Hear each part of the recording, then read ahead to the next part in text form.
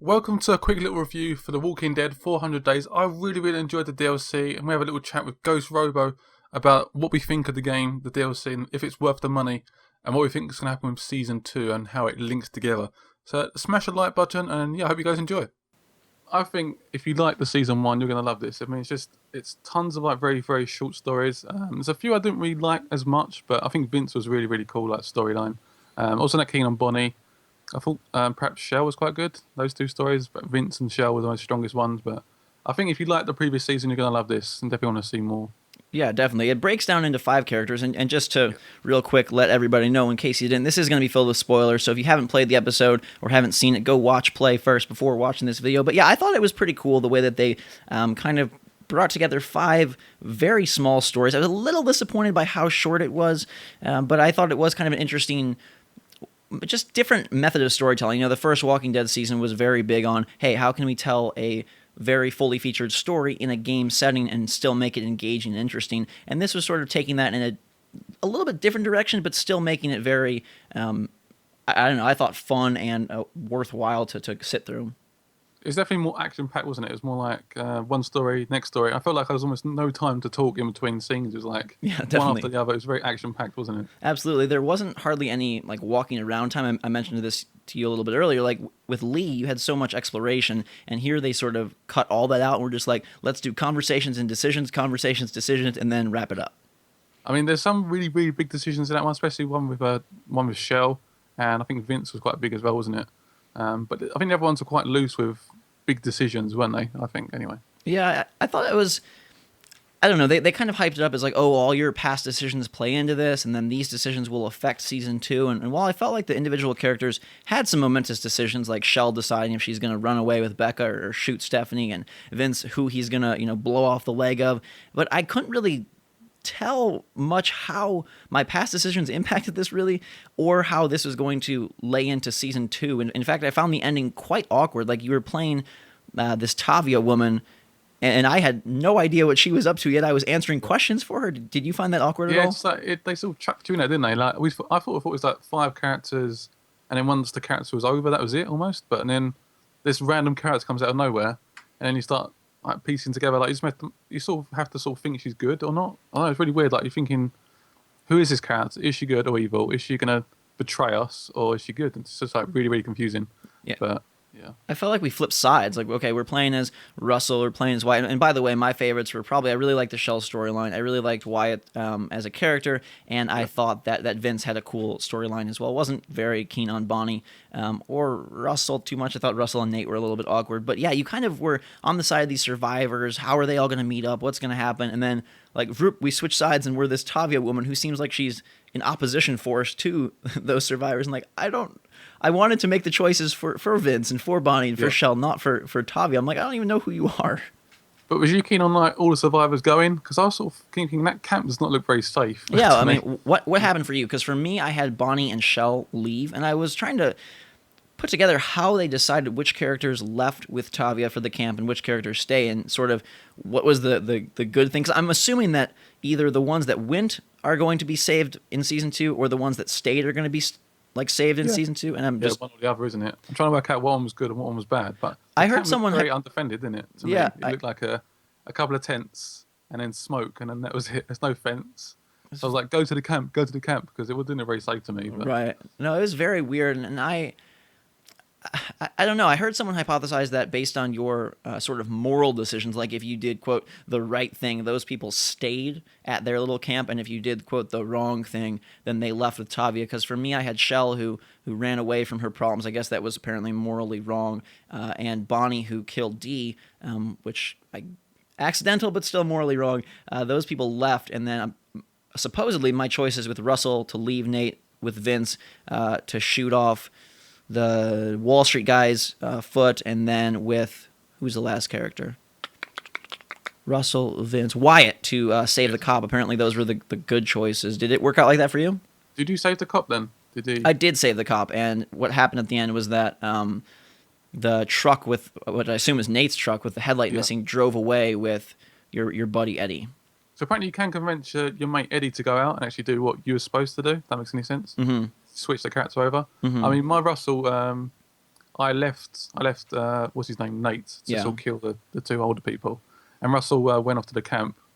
But I've done that by convincing that he may have some family at the camp, so that's why I think he came. Okay. I was So, going to say get Russell to go. So I don't think I don't think it's based off the morals. I don't think it's like certain ways of opening it up or not. maybe. So, which of your characters ended up leaving with Tavia?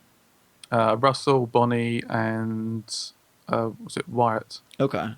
I'm really hoping that the ones that stayed are the ones that saved, because I definitely prefer Wyatt, Vince, and Russell over Bonnie and Shell. I'm just kind of confused about where this all leads to. I personally thought there was going to be more of a semblance of, okay, this is where season 2 is going to go. Like at the end, we'd see, an older Clementine, or at the end, we'd see some past location. I know there were definitely references to Carly or Doug's body on the side of the road, and some references to past locations. But do you have any clue, based on this, where they're going to go for the subsequent game coming this fall? No idea at all. I mean, I don't know how they're going to. I guess we're going to sort of join in, and I'm not sure if it's like be one central character for season 2, or whether we just span all these characters again. I'm hoping it's like one central character, and then these guys are like almost like side people that you sort of interact with. But I don't know. It's hard to sort of tell exactly what's going to go on. 'Cause it sort of left it a little bit of a question mark, didn't they? Is this camp any good? Are they going to be okay? Who's going to survive and stuff? Yeah, I thought it was a little bit like too vague towards the end. If I had any complaint about the DLC, people say, "Oh, it's way too short," but it's only $5, and I think that $4 or $5, maybe it's a little bit skewed because the episodes were so cheap normally. But I think $5 is a fair price for this.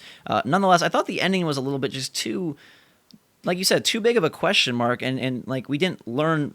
I don't feel anything. I mean, I guess we know these characters a little bit, and for me, that almost is a negative, because one of my favorite parts of Walking Dead was encountering new locations and encountering new NPCs and seeing who was going to join forces with us or not. So.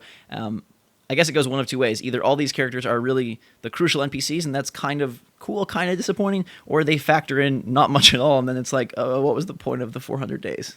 I mean, everything I liked about it is we sort of places like day one, wasn't it? Vince was like day one or day 2 or something. And then it's like 400 days was like when you get to the last bit, the ending. Right. I like the fact that you can sort of piece together the story. So Nate and Russell sort of interact with the petrol station, or whatever you want to call it. Right. And obviously the petrol station gets overrun or something, and then everyone else dies apart from Shell, which is a bit weird.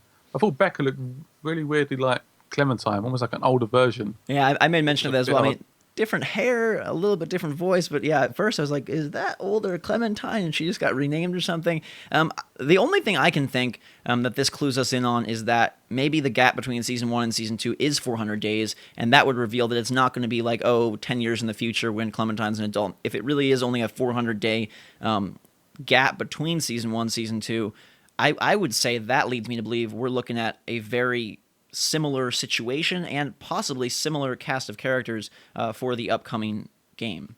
Yeah, definitely.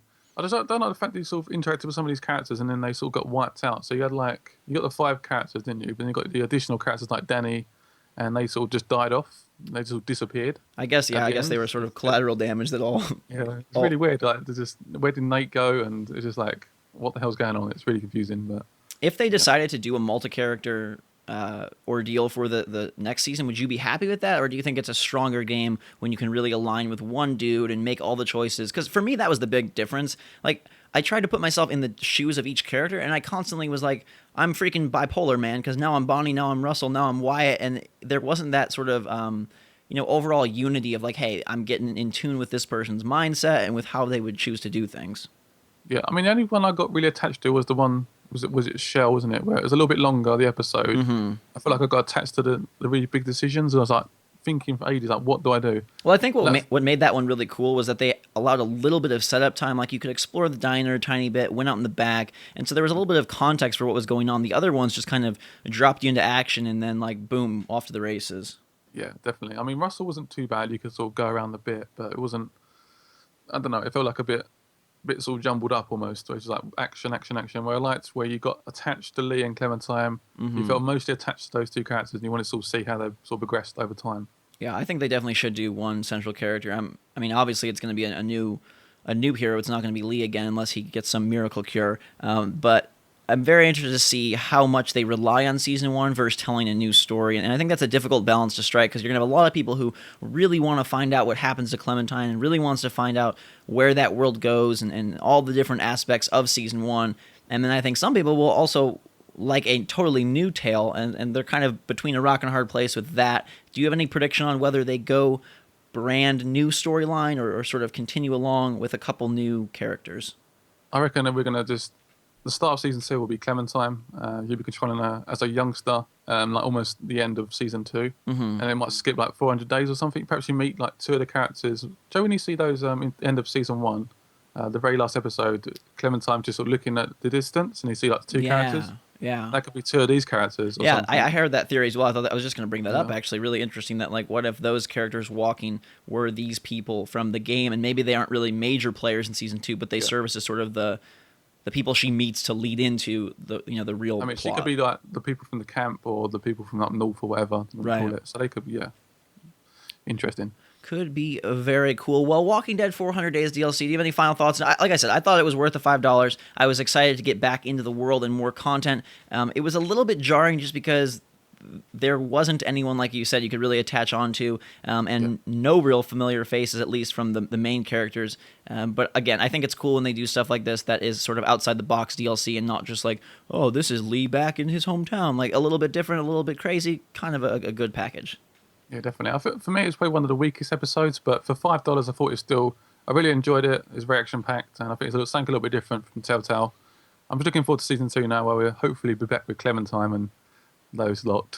Yeah, absolutely. I do want to point out that I hope they make some innovations on the gameplay. I mean, this one seemed more action heavy than season 1, and I'm wondering if they're going to sort of trend in that direction after playing stuff like The Last of Us and Bioshock Infinite. I know these games are vastly different, but it would be cool to see them expand on the gameplay a little bit, just adding. I'm not sure that shooting is the right way to go, but adding a little bit more interactivity, I think, would do them some good, especially because they're going to be releasing alongside new consoles, and they really don't want their game to seem dated. Do you think they're going to try and upscale the graphics a little bit, make it a little bit better? I mean, with that style, I don't know how much extra power does for you. My hope is that performance would just be better, because the one thing I was reminded of when playing through this DLC is that, man, some of those lip syncs are way off. The load screens are really bad, and there's just a lot of stutters, which I don't understand because it's not that intensive of a game, so I'm not sure why they can't seem to lock it down. It feels to me like they rush it very much, don't they? They seem to like condense it down, get it done, release it.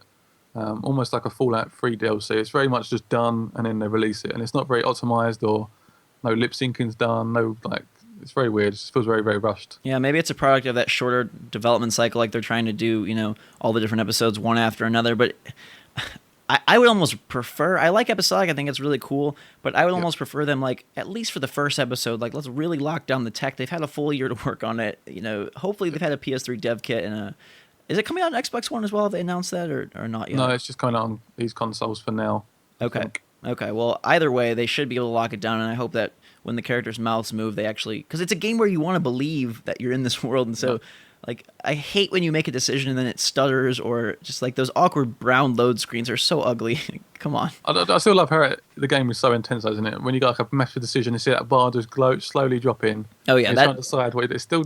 That's so unique for this game. That's why people still love it. Absolutely. And the characters are still great. But yeah, some of a few little tech improvements and stuff would be very beneficial, I think. I think so too. Hopefully they head in the right direction. No official launch date yet for Season 2. Hope you guys enjoyed that video. Smack that like button. Leave a comment below about what you think of the DLC and what score you would give it.